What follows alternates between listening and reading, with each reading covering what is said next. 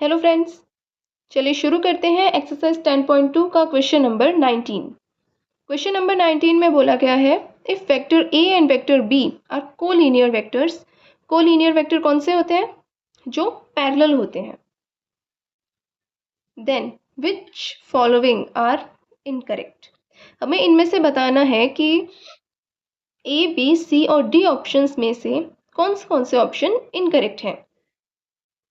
Option A is vector B equals to lambda vector A.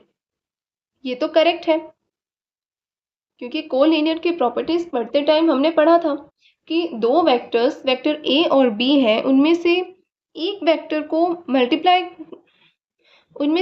Vector को lambda जो कि एक स्केलर क्वांटिटी है उससे मल्टीप्लाई कर दें और हमें वेक्टर बी मिल जाए तो वो आपस में पैरेलल होते हैं या यूं कह सकते हैं कि कोलिनियर होते हैं, है ना। तो ऑप्शन ए इज करेक्ट।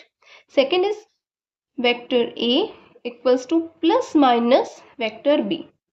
ये कुछ कंडीशंस में करेक्ट हो सकता है, लेकिन हमेशा ट्रू हो ये तो सही नहीं है, क्योंकि वेक्टर ए और वेक्टर बी प्रोपोर्शनल हो सकते हैं, एक दूसरे के इक्वल नहीं हो सकते हैं, ना उनका मैग्नीट्यूड ना उनके डायरेक्शन। तो option B is not correct. Option C पे आते हैं। The respective components of A and B are not proportional. देखिए, vector B is equal to lambda vector A. तो अगर हम यहाँ से इसका रेशियो निकालना चाहें तो lambda is equal to vector B upon vector A. लेकिन वेक्टर बी को मैं मान लेती हूँ b1 I cap plus b2 J cap plus b3 K cap. इसी तरह वेक्टर ए को मैं मान रही हूँ a1 आई कैप प्लस a2 जे कैप प्लस a3 के कैप। जब मैं सिर्फ x डायरेक्शन में लैम्डा की वैल्यू या यूं कहीं की रेशियो निकालना चाहूंगी तो मैं क्या लिखूंगी? Lambda is equal to b1 upon a1, यही लिखूंगी ना। इसका मतलब क्या हुआ? b1 is equal to lambda a1। It means b1 और a1 ये प्रोपोर्शनल है, क्योंकि एक फिक्स क्वांटिटी से जब मैं a1 को मल्टीप्लाई कर रही हूँ तो मुझे b1 मिल रहा है। इसका मतलब a1 और b1 तो प्रोपोर्शनल है। इसी तरह b2 और a2, b3 और a3 ये भी प्रोपोर्शनल होंगे। तो रिस्पेक्टिव कंपोनेंट्स जो होते हैं a और b के वो प्रोपोर्शनल होते हैं, क्योंकि a और b यानी वेक्टर a और वेक्टर b भी तो प्रोपोर्शनल ही है ना।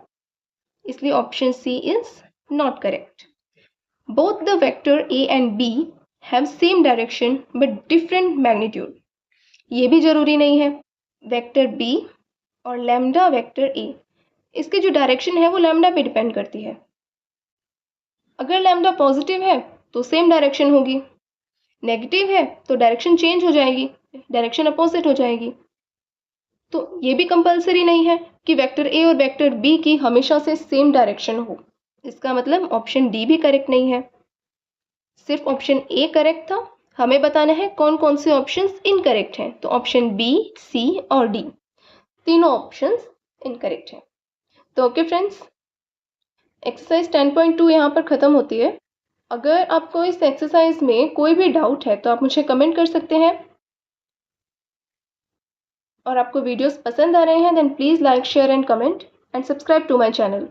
Thank you for watching my videos. Thank you.